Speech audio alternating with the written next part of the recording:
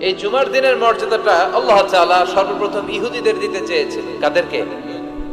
ওরা এটা নেয় নাই। ওরা নিজেদের জন্য শনিবারকে ওদের অ্যাসেম্বলি ডে বানিয়েছে।